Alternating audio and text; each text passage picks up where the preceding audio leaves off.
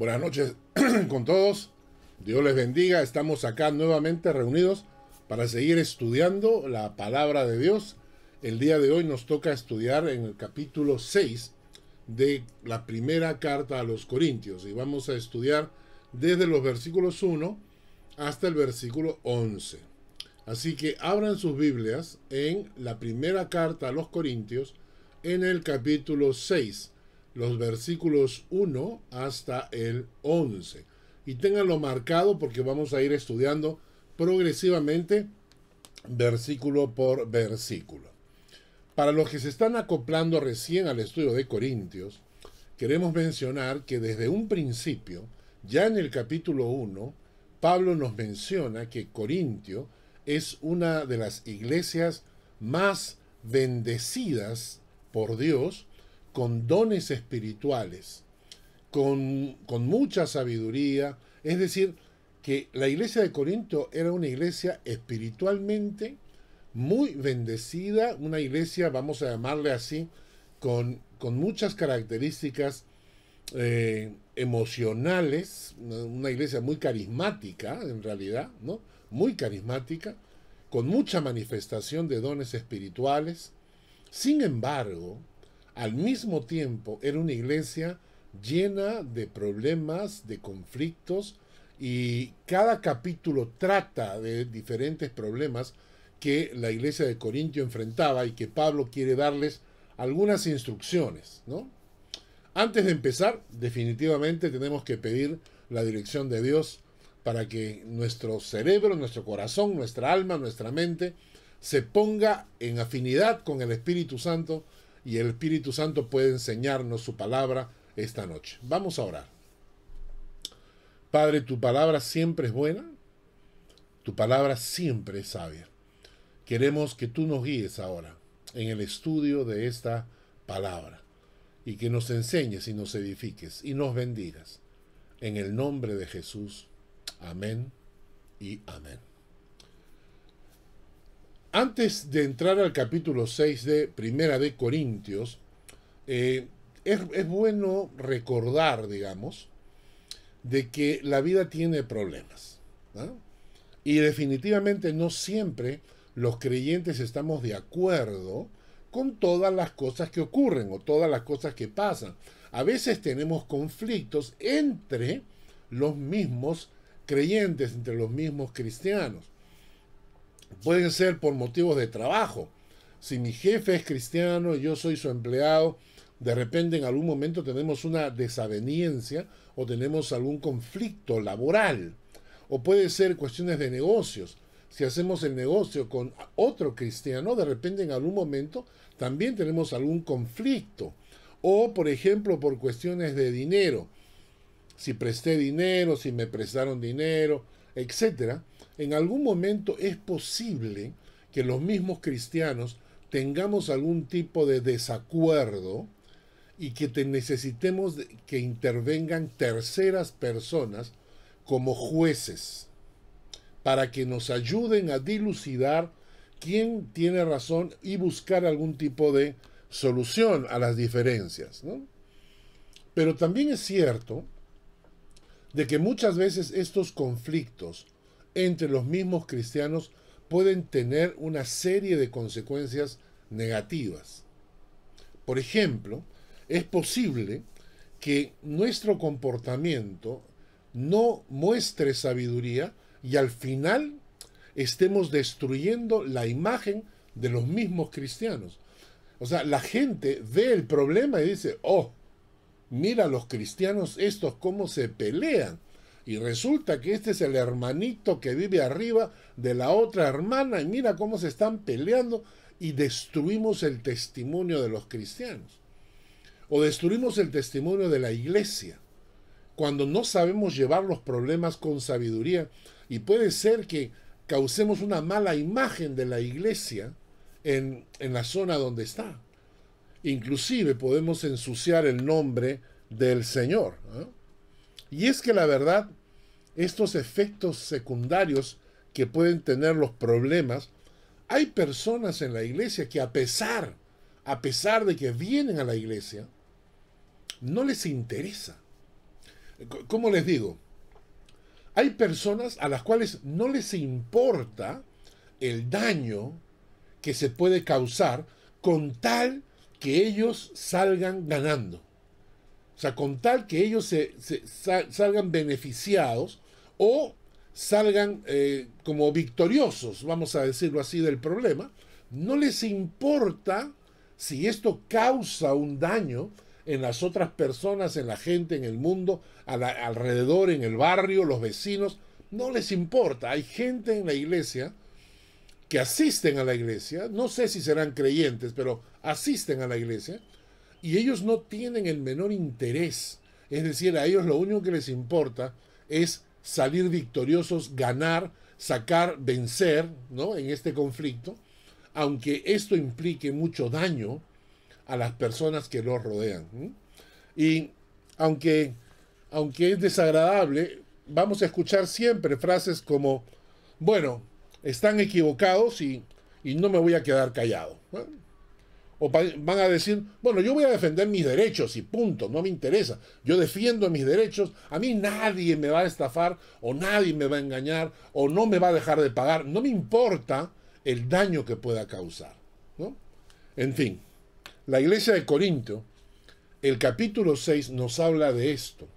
El capítulo 6 nos habla de los conflictos que había entre los propios hermanos de la iglesia.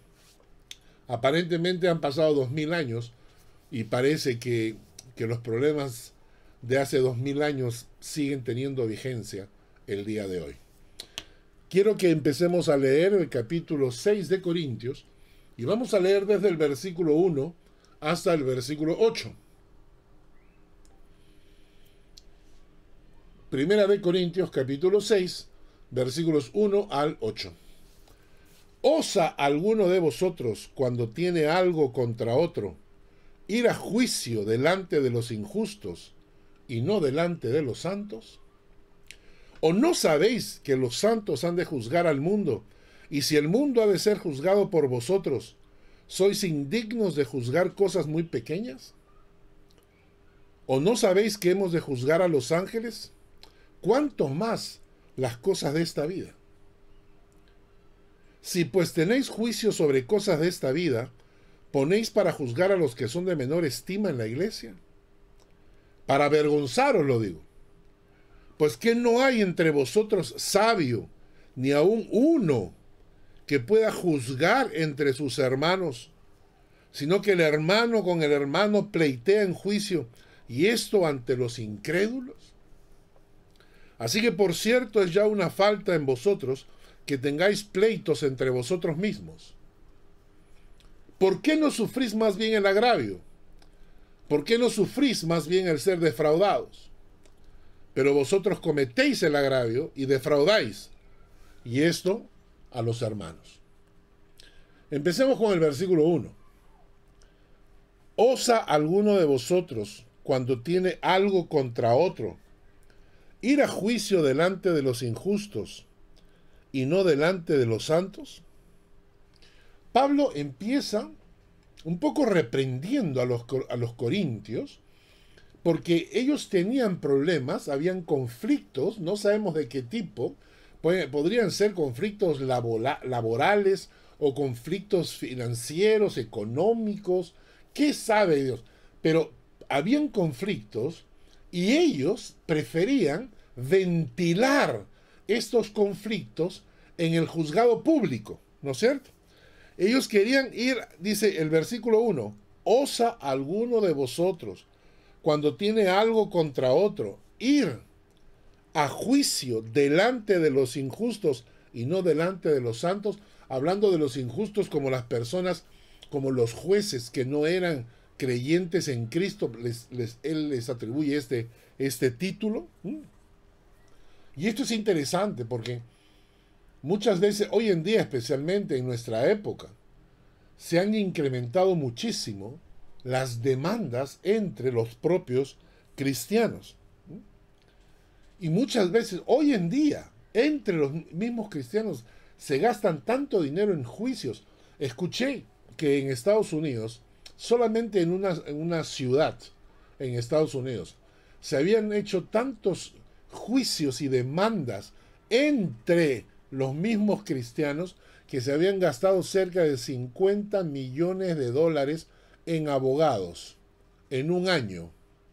50 millones de dólares en abogados en un año por peleas entre cristianos de diferentes iglesias.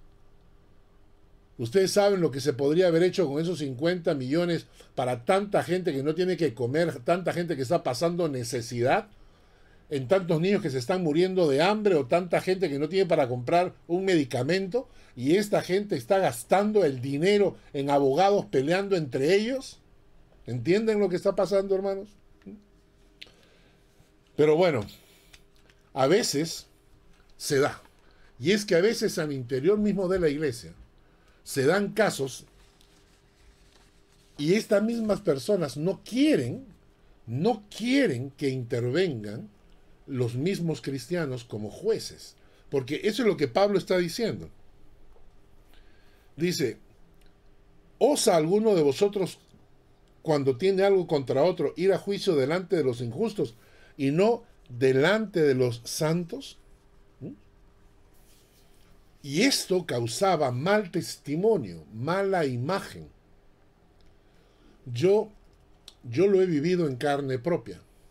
Hace muchos años, yo era presidente de la Asociación de Iglesias Evangélicas Libres del Perú, en aquel tiempo.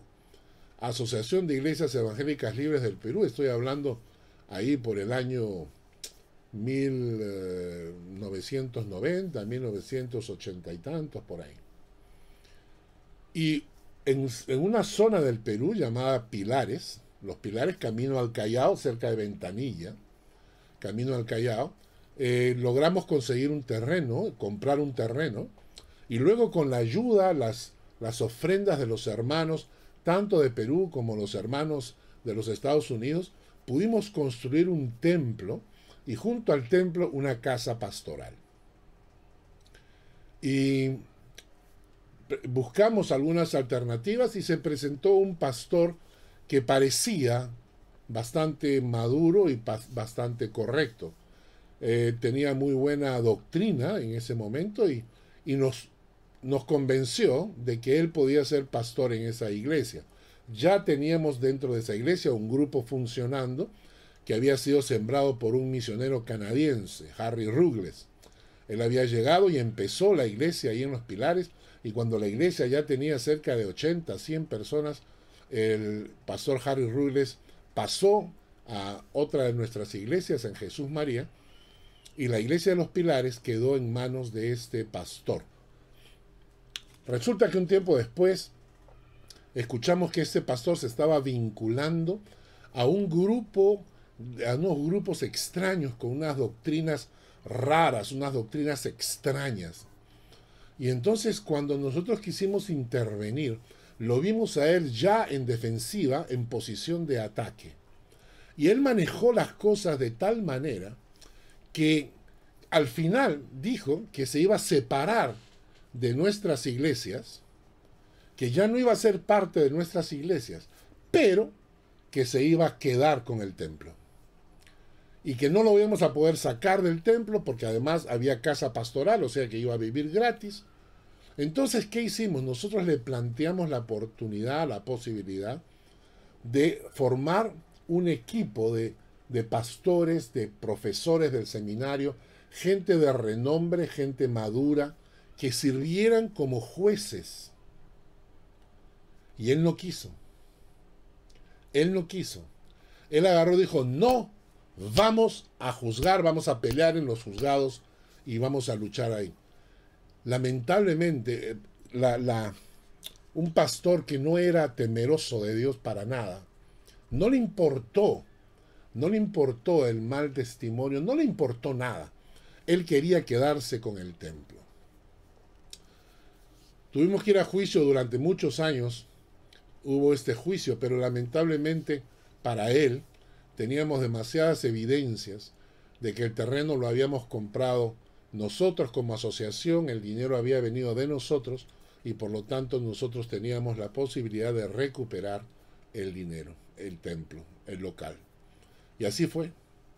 Pero cuando él se enteró y el juzgado dictaminó que tenía que salir del local en forma inmediata, llamó por teléfono para pedir perdón, pedir disculpas, arrepentirse y pedirnos si podía quedarse un tiempo más. Obviamente no fue así, lo sacamos de ahí, se tuvo que ir, pero la iglesia, la zona, el barrio quedaron dañados por una persona que no tenía temor de Dios y dañó la imagen de la iglesia. Ha costado años recuperar el testimonio y recuperar la confianza de la gente que iba a la iglesia y del barrio donde estaba esa iglesia. Pues estos conflictos se dan, son una realidad. Pablo está diciendo que estas son las consecuencias cuando hay este tipo de conflictos. Pero luego nos dice en el versículo 2,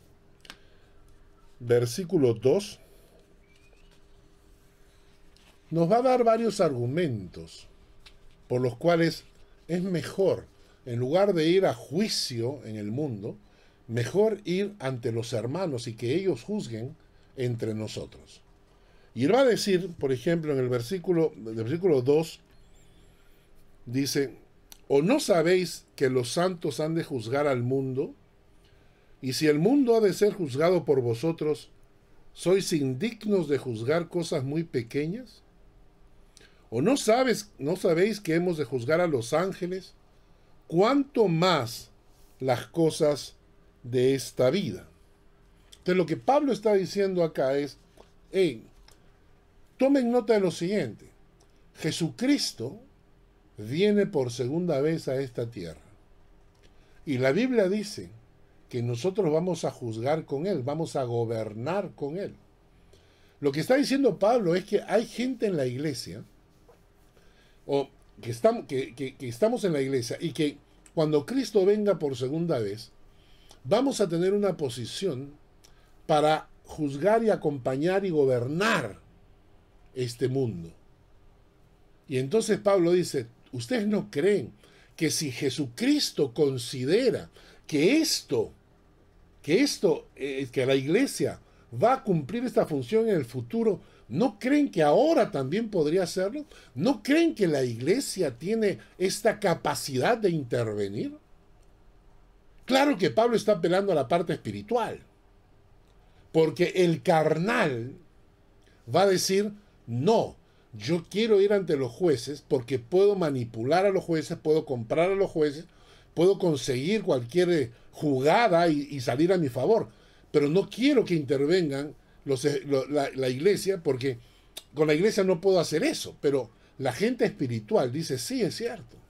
La gente que es espiritual agarra y dice, está bien, que se forme una comisión, que escojamos entre todos, no tiene por qué elegir la otra parte, yo también participo. Elijamos entre todos gente que consideremos gente madura. Nos vamos a ahorrar dinero de abogados, nos vamos a ahorrar un montón de cosas, pero escojamos un grupo de gente madura, presentemos nuestra posición y que ellos nos ayuden a decidir.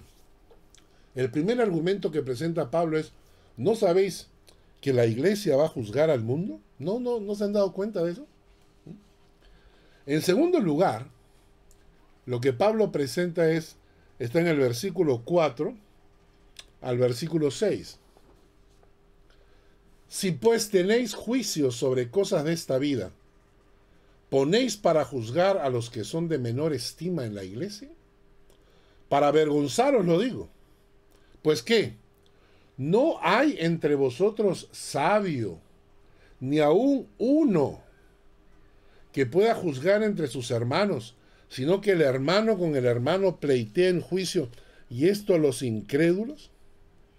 Entonces el segundo argumento que Pablo presenta es, donde está el Espíritu de Dios y donde hay temor de Dios, hay sabiduría. Dice que el principio de la sabiduría es el temor a Dios. Y en una iglesia debe haber temor a Dios. En una iglesia debe haber gente que es temerosa de Dios. Y entonces Pablo dice, es que ¿No hay entre ustedes alguien, por lo menos uno, que sea considerado una persona sabia y a quien podamos consultarle? No hay ni siquiera uno, tanto que tenemos que ir al mundo a buscar gente que no es creyente, gente que tiene otros principios morales. ¿No existe uno en la iglesia que pueda funcionar, que sea sabio para estas cosas? Ese es el segundo argumento que Pablo utiliza, ¿no? Que no conoces gente espiritual, que toda la gente que conoces son carnales, falsos o mentirosos. No conoces gente espiritual en la cual tú puedas confiar y que ellos tomen una decisión en lugar de gastar dinero en abogados, en lugar de pelearte en los juzgados públicamente, en lugar de embarrar el nombre del Señor, el nombre de la iglesia, el nombre de los cristianos en el mundo. En lugar de hacer eso, no hay gente espiritual que puedan servir, ante los cuales ustedes van, las dos partes, se presentan y dicen: aquí está el problema. Este es mi punto de vista y este es mi punto de vista. Estamos dispuestos a aceptar la dirección que ustedes nos den. Naturalmente que esto demanda y exige que las dos partes sean personas temerosas de Dios. Porque como la iglesia no tiene ninguna capacidad legal de obligar a nadie, cuando se hacen este tipo de cosas, se supone que las dos partes tienen el corazón dispuesto para aceptar la ayuda y la dirección de hermanos sabios.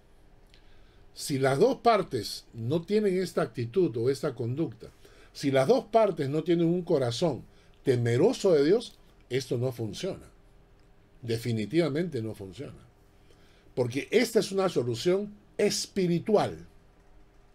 Los carnales van a tener que solucionar sus problemas ante los jueces del mundo. ¿Me entienden? Y Pablo esto es lo que dice. Si nosotros fuéramos suficientemente espirituales, nos ahorraríamos un montón de problemas y no malograríamos el testimonio de la iglesia. Pero para eso necesitamos gente que sea espiritual. Pero Pablo va a utilizar un tercer argumento, y este argumento es de lo más interesante.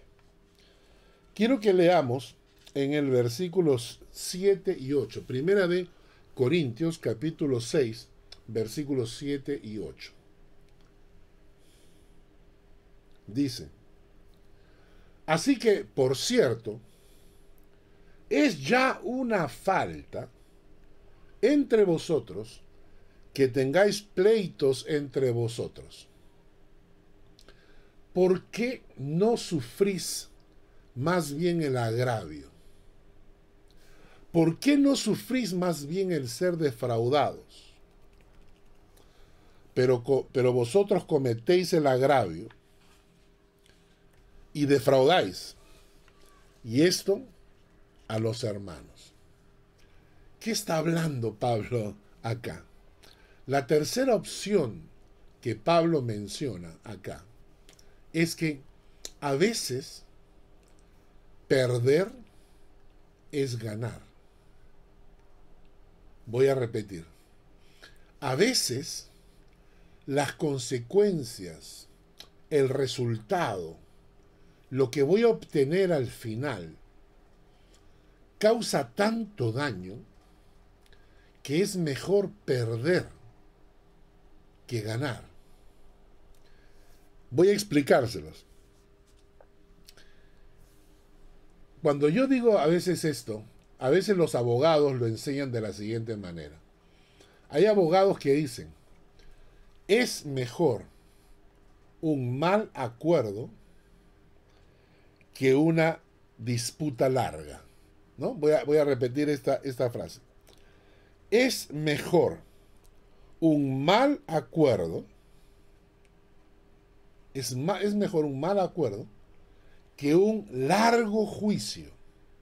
O sea, a veces, cuando tenemos que evaluar si vale la pena hacer un juicio o aceptar un juicio, a veces uno tiene que ser mucho más sabio y decir, prefiero un mal acuerdo y terminar este problema que pelear hasta el final y seguir y gastar plata en abogados y más abogados y seguir peleando, cuando al final no voy a sacar nada.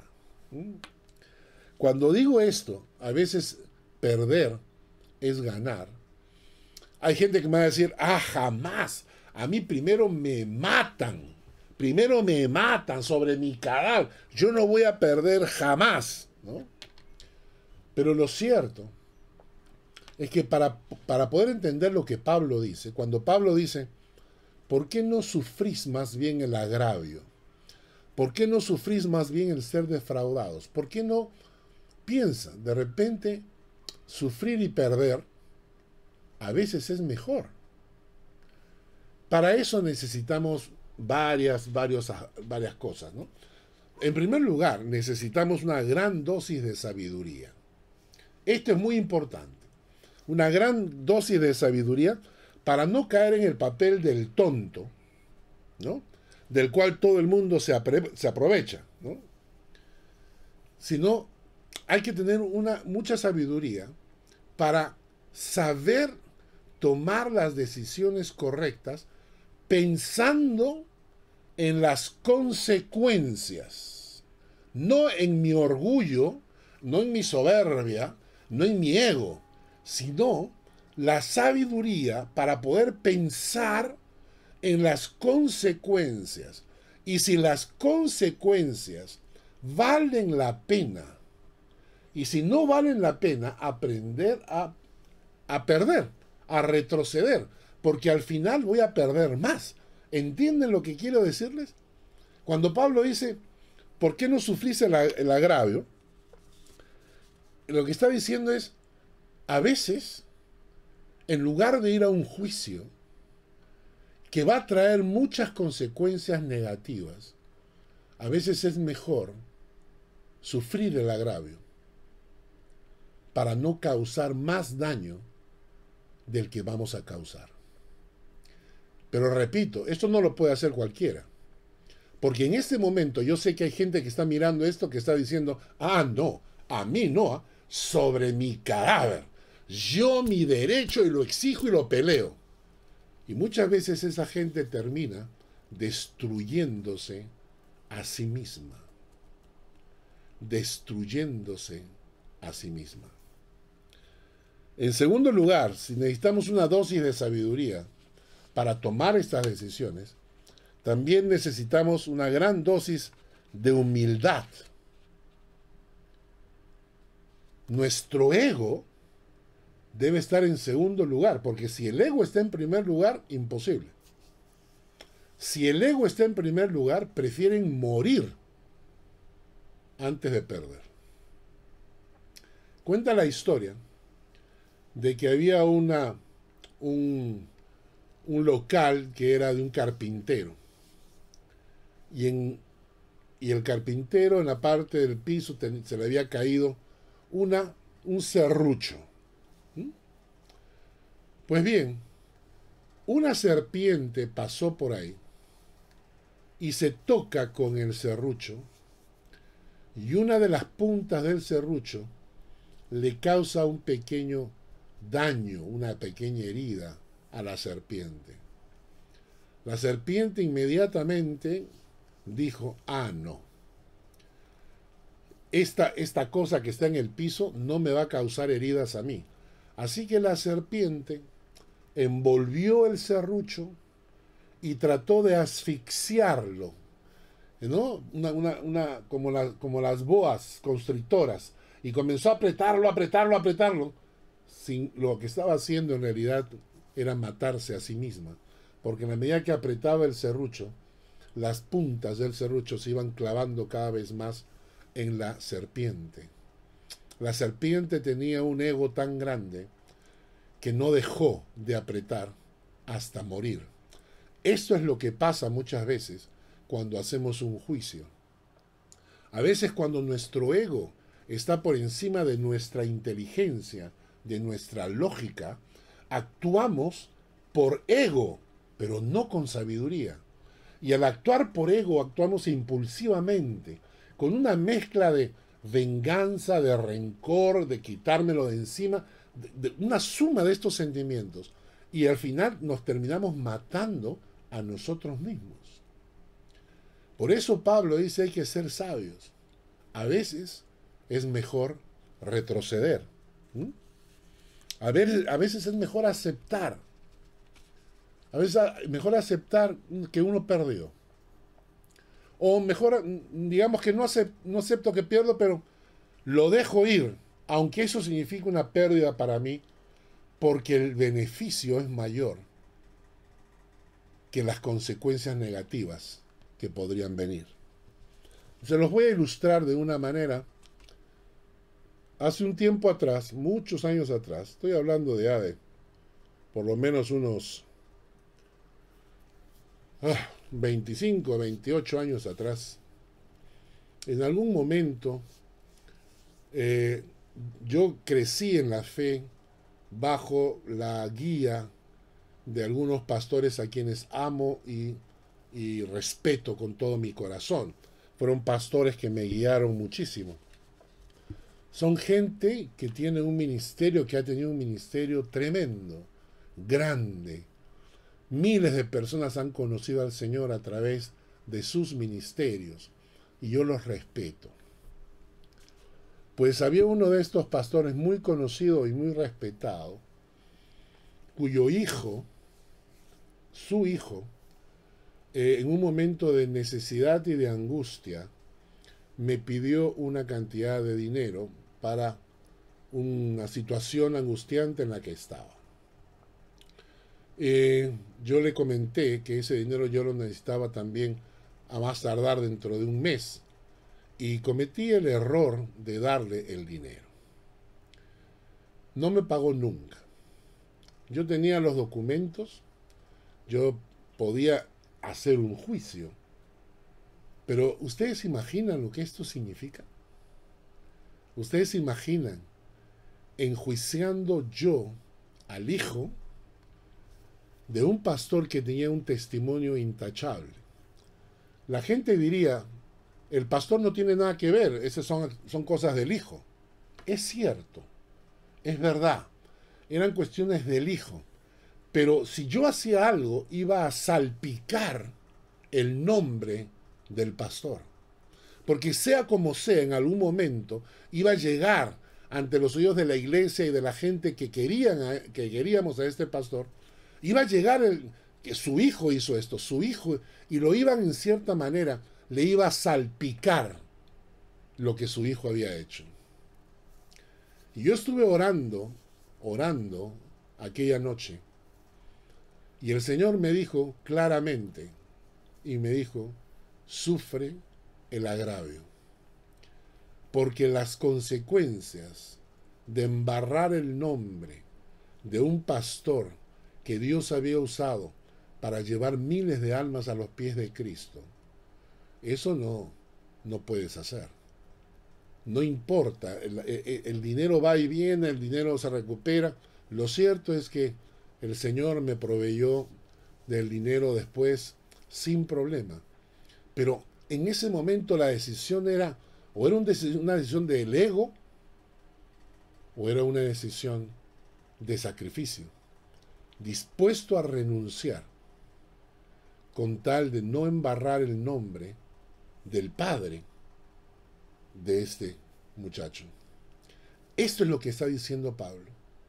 Pablo está diciendo que a veces las consecuencias pueden ser tan nefastas que a veces es mejor sufrir el agravio en lugar de seguir y seguir y seguir hasta terminar muriendo todos. Y esto es porque el egoísmo es así. A veces el ego no te deja pensar. La verdad es que no. A veces la pregunta es ¿cuánto cuesta tu paz? ¿Quién está dispuesto a ceder? Porque si las dos partes dicen, yo no cedo nunca, que ceda el otro, porque yo no voy a ceder. Tenemos 2 muertos. ¿Entienden? yo no cedo nunca, que ceda el otro, y lo mismo dice el otro, pues tenemos dos muertos. Tenemos dos muertos. Uno tiene que usar de sabiduría a veces, cuando te encuentras con gente de esta. Ahora bien, cuando Pablo menciona este tema, en el capítulo 6 de Corintios, luego nos introduce a otro tema, y es el siguiente. Es cierto, de repente alguien se sacrifica y decide renunciar, decide perder, decide que lo defraudes, decide que él asume la deuda, está bien, y tú sales ganando, ¿ya? Sales ganando y ya está, listo. Pero Pablo va a decir lo siguiente ahora. Tú puedes ganar el juicio, pero los injustos, recuérdalo bien, los injustos nunca heredarán el reino de Dios. Y en el versículo 9 empieza justamente con esa frase. Dice, ¿no sabéis que los injustos no heredarán el reino de Dios? Y ahora estás entre la espada y la pared. Porque si te vuelves terco, necio, egoísta, para ganar un juicio y que todo salga a tu favor, aunque esto cause muchísimo daño a la gente que te rodea, a tu trabajo, a tu empresa, a tus vecinos, tu familia, o lo que sea, pero tú por terquedad, porque quieres ganar, lo logras. Y en la otra balanza te están diciendo, no te olvides que los injustos nunca heredarán el reino de Dios. En otras palabras, disfruta de tu victoria, porque te va a durar lo que te dure esta vida. En cambio, si tú agarras y tienes una actitud sabia, madura y temerosa de Dios, puede ser que ganes o puede ser que pierdas, no importa, pero tu corazón se perfila para la eternidad. Y Pablo va a hacer una lista, ¿no? Miren, dice, ¿no sabéis que los injustos no heredarán el reino de Dios? Claro, añade una serie de características más. Dice, no erréis, o sea, no se equivoquen, no se confundan. Porque junto a los injustos, ni los fornicarios, ni los idólatras, ni los adúlteros, ni los afeminados, ni los que se echan con varones, ni los ladrones, ni los avaros, ni los borrachos, ni los maldicientes, ni los estafadores heredarán el reino de Dios. ¿Eh? Y en esta lista, esta es una lista fuerte, porque mucha gente cree que pueden heredar el reino de Dios y cuando sus vidas están en esta lista que hemos mencionado. O sea, sus vidas están descritas en alguna de estas partes de la lista que hemos leído. Pero estas personas creen que a pesar de que su vida se describe acá, ellos sí van a heredar el reino de Dios. ¿Por qué? ¿De dónde sacan esa idea? Vamos a repetir la lista. No sabéis, no erréis, no te equivoques, no erréis, no te equivoques. Ni los fornicarios, ni los adúlteros, ni los idólatras, ni los afeminados, ni los que se echan con varones, ni los ladrones, ni los avaros, ni los borrachos, ni los maldicientes, ni los estafadores heredarán el reino de Dios. Empecemos por la primera, fornicarios.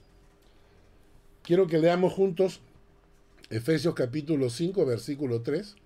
¿Lo tienen acá? ¿Lo ven? Aquí, ahí está. Efesios capítulo 5, versículo 3.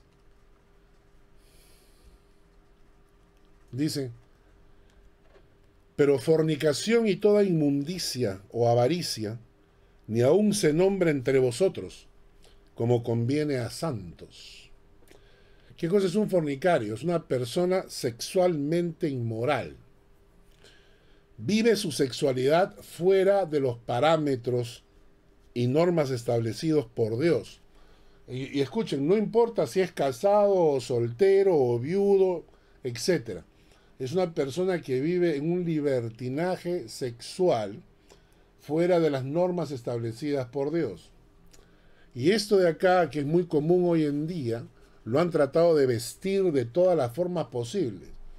Es amor libre, es amor nuevo, es amor moderno, es amor progresista, no, lo que quieran. No lo estoy diciendo yo, lo dice la palabra. Tú puedes creer en la palabra o no, ese es tu problema. Pero la palabra de Dios lo menciona. Si la palabra es palabra de Dios y lo que está escrito es verdad, vas a tener consecuencias. Vas a tener consecuencias.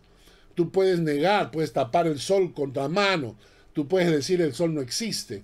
O como hay alguna gente que está por ahí que inventan cualquier cosa. Dice, no, la gravedad no existe. O lo que fuese. Tú puedes decirlo, pero la realidad es otra. Y la palabra dice que los fornicarios no heredarán el reino de Dios. Aquellos que tienen una vida sexual inmoral, fuera de los parámetros que enseñó Dios. ¿Ah? Y no lo digo yo, ¿eh? Luego dice idólatras. Primera de Corintios 10, 14. Acá lo están leyendo. Primera de Corintios 10, 14. Por tanto, amados míos, huid de la idolatría. Personas que rinden culto a una deidad en o a través de representaciones materiales. He visto tanta barbaridad cargando imágenes de yeso, de madera, de lo que sea. Imágenes. En el Perú, cuando llega el mes de octubre y salen por las calles cargando una pared donde hay una imagen pintada. Eso es lo que están cargando, el Señor de los Milagros, es una pared. Idólatras, dice la palabra. Luego dice adúlteros. Santiago 4:4. Santiago 4:4 dice, oh almas adúlteras, ¿no sabéis que la amistad del mundo es enemistad contra Dios? Cualquiera pues que quiera ser amigo del mundo se constituye enemigo de Dios. Miren el término que utiliza acá, almas adúlteras, para explicar una relación de amistad con el mundo y enemistad contra Dios. Es decir, se supone que uno tiene una relación personal con Dios y comienzas a tener una amistad con el mundo. Esa relación se llama una relación adúltera. Se supone que tu corazón debe estar casado con el Señor. Entonces, si tu corazón está casado con el Señor, pero tú amas al mundo, entonces eso es una relación adúltera. Y entonces lo que está diciendo es que una relación adúltera es mantener una relación de infidelidad, de engaño y de traición con tu cónyuge. No necesariamente implica tener relaciones sexuales. Tú puedes tener una relación adúltera por internet y no tener contacto físico con la otra persona y ya hay una relación adúltera, porque estás siendo infiel, engañando y mintiendo a tu cónyuge, estás traicionando a tu cónyuge. Dice el versículo, la cuarta característica, dice, fornicarios, idólatras, adúlteros, y luego dice, afeminados, y dice los que se echan con varones. Yo no lo digo, lo dice la palabra de Dios. Ahora, si para disculpar la actitud de la gente quieren destruir la autoridad de la Biblia, pueden intentarlo. ¿A qué voy con esto? Como hay gente que quiere tener este tipo de actividad y de conducta homosexual, hay gente que quiere tener ese tipo de conducta, y como la Biblia habla en contra, entonces deciden atacar la Biblia. ¿Para qué? Porque dicen, no, la Biblia es retrógrada, la Biblia es mentirosa, la Biblia es así, la Biblia es así, con tal de que no le digan que está haciendo lo que está haciendo mal. Pero lo cierto es que la Biblia lo dice, lo enseña, ¿no? Y nosotros como creyentes lo creemos. Ahora, nuevamente, tú puedes quemar todos los libros de leyes, pero eso no te hace que cuando infrinjas la ley te consideres una persona justa. Lo mismo es con la palabra de Dios. Puedes insultar la Biblia, puedes quemar la Biblia. Algunas personas se las dan de muy valientes y queman la Biblia en las calles. He visto videos de personas quemando Biblias en las calles, burlándose de la palabra de Dios, por lo cual darán cuenta en algún momento. O sea, definitivamente. A mí me interesa, me importa lo que pase con su vida. No me importa lo que pase con su vida. Ellos pueden hacer con su vida lo que quieran y puedan vivir su sexualidad como quieran. Pero la palabra de Dios está escrita, dice, el cielo y la tierra pasarán, pero mis palabras no pasarán. Por lo tanto, está escrito. Y voy a repetirlo porque no lo digo yo, lo dice la Escritura para los que están escuchando. Dice, ni los afeminados, ni los que se echan con varones. Quiero que leamos un texto que está en Romanos, capítulo 1, versículo 24 al 32. Romanos, capítulo 1, versículo 24 al 32. Quiero que escuchen con detenimiento lo que dice la Biblia. Romanos 1, versículo 24. Dice, por lo cual también Dios los entregó a la inmundicia en la concupiscencia de sus corazones, de modo que deshonraron entre sí sus propios cuerpos. Cambiaron la verdad de Dios por la mentira, honrando y dando culto a las criaturas antes que al Creador, el cual es bendito por los siglos. Amén. Por esto Dios los entregó a pasiones vergonzosas, pues aún sus mujeres cambiaron el uso natural por el que es contra naturaleza. Y de igual modo los hombres, dejando el uso natural de la mujer, se encendieron en su lascivia unos con otros, cometiendo hechos vergonzosos, hombres con hombres, y recibiendo en sí mismos la retribución debida a su extravío.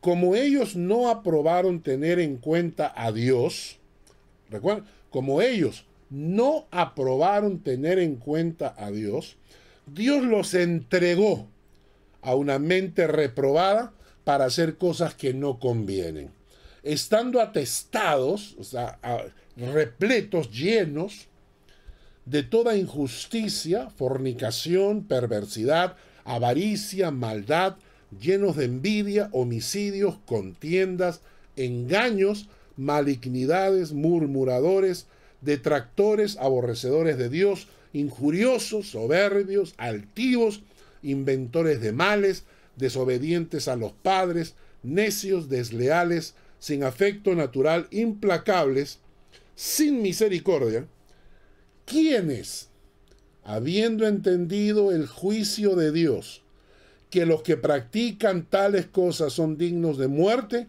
no solo las hacen, sino que también se complacen con los que las practican. Creo que la palabra es clarísima. Y creo que basta con leer lo que está escrito en la palabra para darnos cuenta de cuál es el concepto que Dios tiene de estas personas. ¿Son gente que hay que ayudar? Sí. ¿Hay gente que hay que orientar? Sí. ¿Hay gente que hay que avalar su conducta? Jamás. Luego menciona el texto, volvemos a Primera de Corintios, al capítulo 6, y luego nos menciona una serie de características que todos conocemos. En el versículo 10, Primera de Corintios 6:10, dicen, ni los ladrones, los que se apropian de algo que no es suyo, ni los avaros, las personas codiciosas, ni los borrachos, ni los maldicientes, ni los estafadores heredarán el reino de Dios. Ahora, voy a repetir. Pero estas personas que acabamos de mencionar, no heredarán el reino de Dios. Sí, pero esta persona hizo una decisión por Cristo hace mucho tiempo. Esta persona vino alguna vez a la iglesia. Esta persona asistió a la iglesia alguna vez. No heredarán el reino de Dios. Sí, pero eran los hijos del pastor. Sí, pero eran gente creyente que asistía a la iglesia. No heredarán el reino de Dios. Y esto es para que abramos los ojos y despertemos. Si una persona está viviendo de esta manera, no es la conducta de un hijo de Dios. Y un hijo de Dios tiene el Espíritu Santo que mora dentro de él. Y el Espíritu Santo te va guiando a la santidad.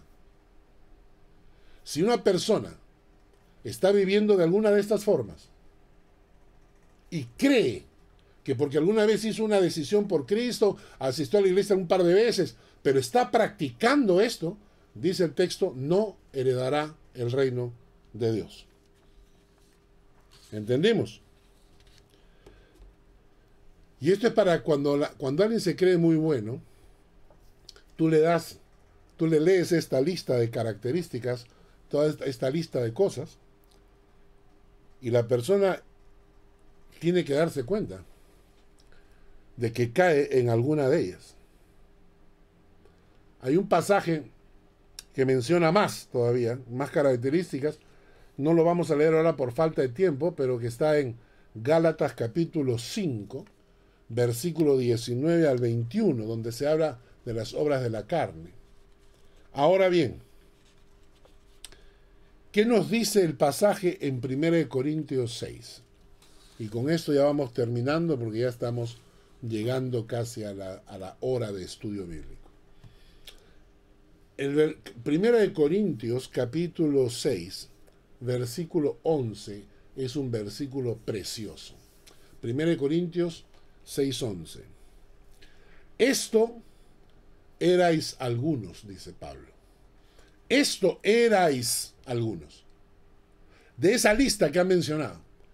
De fornicarios, de idólatras, de adúlteros, de afeminados, de los que se echan con varones, de los ladrones, de los avaros, de los borrachos, de los maldicientes, de los estafadores. Esto erais algunos. Algunos eran. Pero ya habéis sido lavados, ya habéis sido santificados y ya habéis sido justificados en el nombre del Señor Jesús y por el Espíritu de nuestro Dios.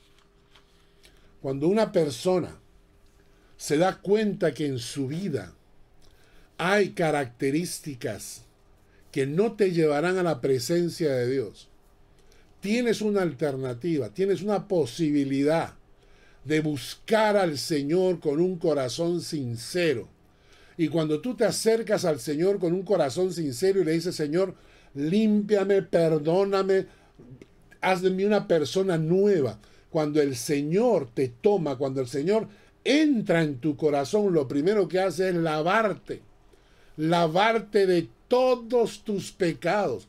Y dice la Biblia que si tienes el alma sucia o roja como el carmesí, que vendrá a ser como blanca lana, que el Señor va a perdonar todos tus pecados basado en la obra que Él hizo en la cruz.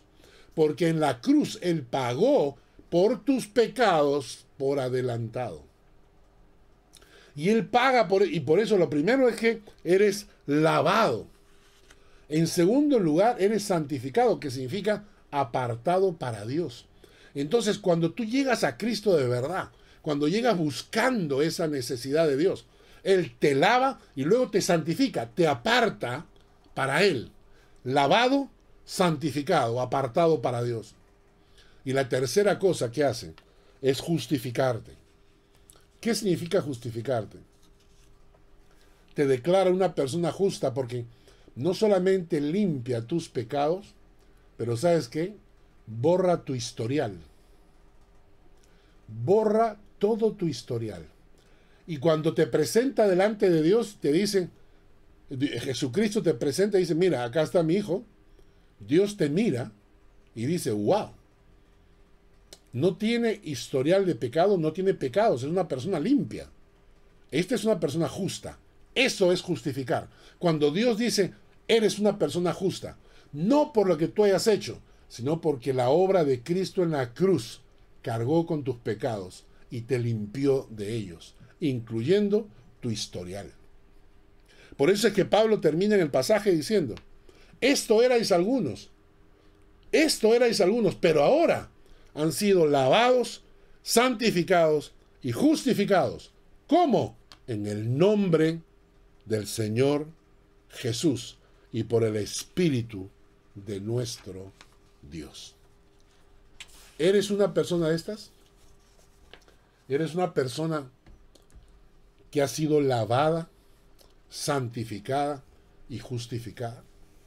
Necesitas que Dios entre en tu corazón, que te limpie de tus pecados, que te aparte para Él, que santifique para Él, te justifique, te declare una persona justa, porque limpia el historial de tus pecados también.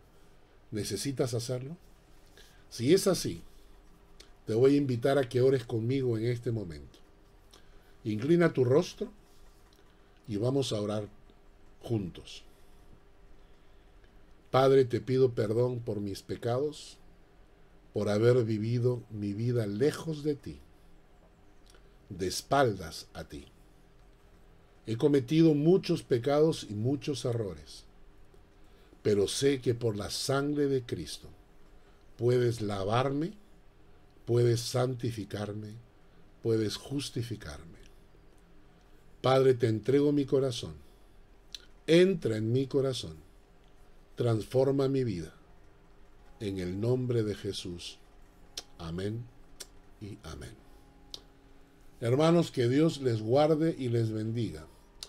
Estamos siguiendo esta secuencia y vamos a seguir la próxima semana con la segunda parte del capítulo 6 de Primera de Corintios. Primera de Corintios 6, la segunda parte, la próxima semana a la misma hora, a las 7 de la noche, hora de Suiza, y que el Señor les guarde, les bendiga, les acompañe, les cuide.